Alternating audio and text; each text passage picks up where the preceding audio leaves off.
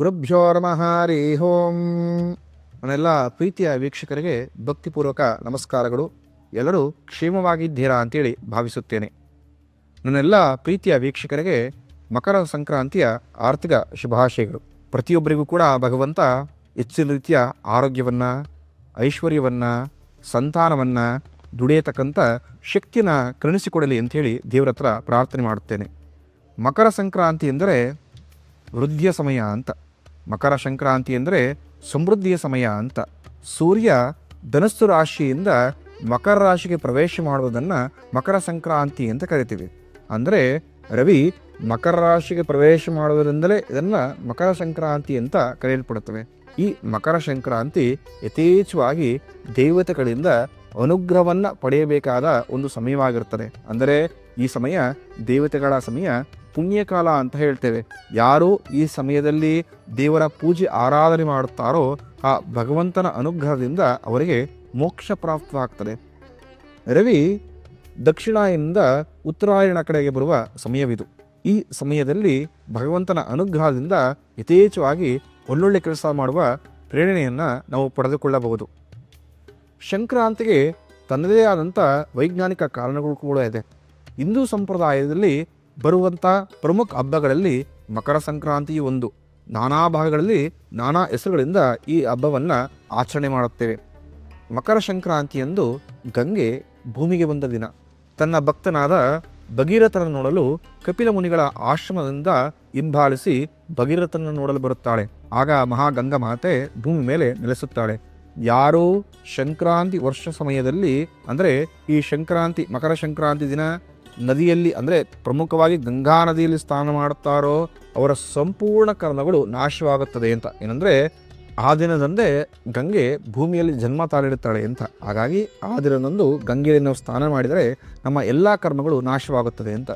ತುಂಬ ಜನ ಕೇಳ್ತಾರೆ, ಗುರುಗಳೇ ನೀವು ಗಂಗಾ ಸ್ನಾನ ಮಾಡಿ ಅಂತ ಹೇಳಿದ್ರಿ, ನಮಗೆ ಅಷ್ಟು ಅನುಕೂಲ ಇಲ್ಲ, ಗಂಗೆ ಇರೋದು ತುಂಬ ದೂರ, ನಾವು ಇಲ್ಲೇ ಕರ್ನಾಟಕದಲ್ಲಿದ್ದೇವೆ, ನಾವು ಏನು ಮಾಡ್ಬೋದು ಅಂತ. ನಿಮ್ಮ ಹತ್ತಿರದಲ್ಲಿರುವತಕ್ಕಂಥ ಪುಣ್ಯ ಶುದ್ಧ ನದಿ ನೀರದಲ್ಲಿ ಸ್ನಾನ ಮಾಡಿದರೆ ಖಂಡಿತವಾಗಿಯೂ ಗಂಗೆಯಲ್ಲಿ ಸ್ನಾನ ಮಾಡಿದಷ್ಟು ಲಾಭವನ್ನು ಪಡೆದುಕೊಳ್ಳಬಹುದು. ನೀವು ಗಂಗೆಯಲ್ಲಿ ಸ್ನಾನ ಮಾಡೋಕ್ಕಾಗಲಿಲ್ಲ ಅಂದರೆ ನಿಮ್ಮ ಹತ್ತಿರದಲ್ಲಿರುವ ನದಿಗಳಲ್ಲಿ ಸ್ನಾನ ಮಾಡಿದರೆ ಖಂಡಿತವಾಗಿಯೂ ಗಂಗೆಯ ಸ್ನಾನ ಮಾಡಿದಂಥ ಒಳ್ಳೆಯ ಫಲವನ್ನು ಇಲ್ಲಿಯೂ ಕೂಡ ನೀವು ಪಡೆದುಕೊಳ್ಳಬಹುದು. ಅದೇ ರೀತಿ ಇದೇ ದಿನದಂದು ಮಹಾಭಗೀರಥ ತನ್ನ ಪಿತೃಗಳಿಗೆ ತರ್ಪಣವನ್ನು ಗಂಗೆಗೆ ಅರ್ಪಿಸುತ್ತಾನೆ. ಆಗ ಗಂಗಾ ಮಾತೆ ಆ ತರ್ಪಣವನ್ನು ಸ್ವೀಕರಿಸುತ್ತಾಳೆ.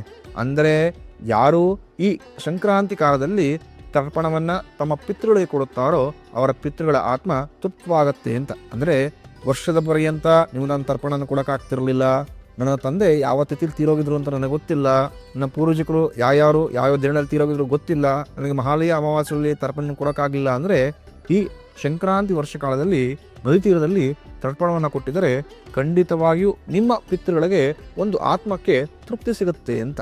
ಮಹಾಭಾರತದ ಯುದ್ಧ ಕಾಲದಲ್ಲಿ ಭೀಷ್ಮರು ತಮ್ಮ ಪ್ರಾಣವನ್ನು ಕಳೆದುಕೊಳ್ಳುತ್ತಾರೆ. ಉದ್ದೇಶ, ಈ ಸಮಯದಲ್ಲಿ ಯಾರು ತೀರಿ ಹೋಗುತ್ತಾರೋ ಅವರಿಗೆ ಸ್ವರ್ಗ ಪ್ರಾಪ್ತವಾಗಿ ಯಾವುದೇ ರೀತಿಯ ಪುನರ್ಜನ್ಮಗಳು ಇರುವುದಿಲ್ಲ ಅಂತೇಳಿ ಹೇಳ್ತೀವಿ. ಅದೇ ರೀತಿ ಈ ಸಮಯದಲ್ಲೇ, ಅಂದರೆ ಉತ್ತರಾಯಣ ಸಮಯದಲ್ಲೇ ನಾವೆಲ್ಲ ರೀತಿಯ ಶುಭ ಕಾರ್ಯಕ್ರಮವನ್ನು ಯಥೇಚ್ಛ ಮಾಡುತ್ತೇವೆ.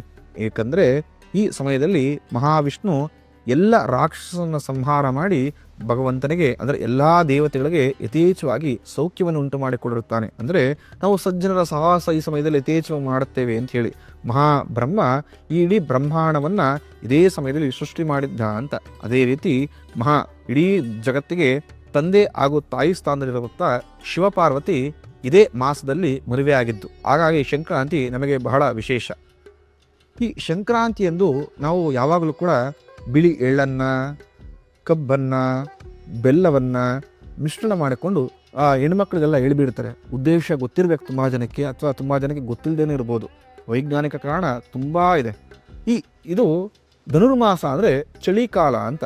ಚಳಿಕಾಲದಲ್ಲಿ ನಮ್ಮ ದೇಹದಲ್ಲಿ ಎಣ್ಣೆ ಅಂಶ ತುಂಬ ಕಮ್ಮಿ ಇರುತ್ತೆ. ಹಾಗಾಗಿ ಎಣ್ಣೆ ಅಂಶವನ್ನು ಉತ್ಪಾದನೆ ಮಾಡುವ ವಸ್ತುಗಳನ್ನು ಕೊಟ್ಟರೆ ಒಬ್ಬ ಮನುಷ್ಯ ಆರೋಗ್ಯವನ್ನು ತುಂಬ ಚೆನ್ನಾಗಿ ನೋಡ್ಕೋಬೋದು ಅಂಥೇಳಿ ನಮ್ಮ ಪೂರ್ವಜಕರು ಯೋಚನೆ ಮಾಡಿ ಬಿಳಿ ಎಳ್ಳನ್ನು, ಕೊಬ್ಬರಿಯನ್ನು, ಬೆಲ್ಲವನ್ನು ಮಿಶ್ರಣ ಮಾಡಿಕೊಂಡು ಪ್ರತಿಯೊಬ್ಬರಿಗೂ ಕೂಡ ಸೇವಿಸಬೇಕು ಅಂತ ಕೊಡ್ತಾರೆ. ಇದರಲ್ಲೂ ಕೂಡ ಆರೋಗ್ಯದ ಗುಟ್ಟಿದೆ. ಅದೇ ರೀತಿ ಸಂಕ್ರಾಂತಿಯಲ್ಲಿ ಎಣ್ಣೆ ಸ್ನಾನ ಮಾಡುವುದು ತುಂಬ ಒಳ್ಳೆಯದು. ಉದ್ದೇಶ, ದೇಹದಲ್ಲಿ ಎಣ್ಣೆ ಅಂಶ ಕಮ್ಮಿ ಆಗುವುದರಿಂದ ಎಣ್ಣೆನ ಹಚ್ಚಿಕೊಂಡು ಸ್ನಾನ ಮಾಡಿದರೆ ನಮ್ಮ ದೇಹದಲ್ಲಿ ಯಥೇಚ್ಛವಾಗಿ ಎಣ್ಣೆ ಅಂಶ ವೃದ್ಧಿಯಾಗುತ್ತದೆ, ಆರೋಗ್ಯಕರವಾದ ಜೀವನವನ್ನು ಮಾಡಬಹುದು.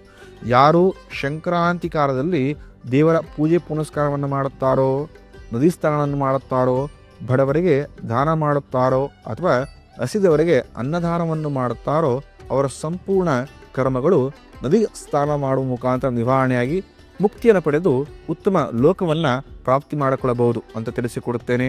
ಮಕರ ಸಂಕ್ರಾಂತಿ ಪ್ರತಿಯೊಬ್ಬರ ಬಾಳಿನಲ್ಲಿ ಬೆಳಕನ್ನು ತಂದುಕೊಡಲಿ, ಪ್ರತಿಯೊಬ್ಬರಿಗೂ ಒಳಿತನೇ ಆಗಲಿ. ಆ ಭಗವಂತ ಎಲ್ಲ ರೀತಿ ಆಶೀರ್ವಾದವನ್ನು ನಿಮಗೂ ನಿಮ್ಮ ಕುಟುಂಬಕ್ಕೂ ಮಾಡಲಿ ಅಂತೇಳಿ ಅರಿಸುತ್ತೇನೆ. ಎಲ್ಲರಿಗೂ ಒಳ್ಳೆಯದಾಗಲಿ. ಶುಭಮಸ್ತು. ನಮ್ಮ ಕನ್ನಡ ಫೇಸ್ಬುಕ್ ಪೇಜ್ನ ಲೈಕ್ ಮಾಡಿ, ಯೂಟ್ಯೂಬ್ ಚಾನೆಲ್ನ ಸಬ್ಸ್ಕ್ರೈಬ್ ಮಾಡಿ. For more updates click on the bell icon. ನಮ್ಮ ಕನ್ನಡ ಡಿಜಿಟಲ್ ಮೀಡಿಯಾ.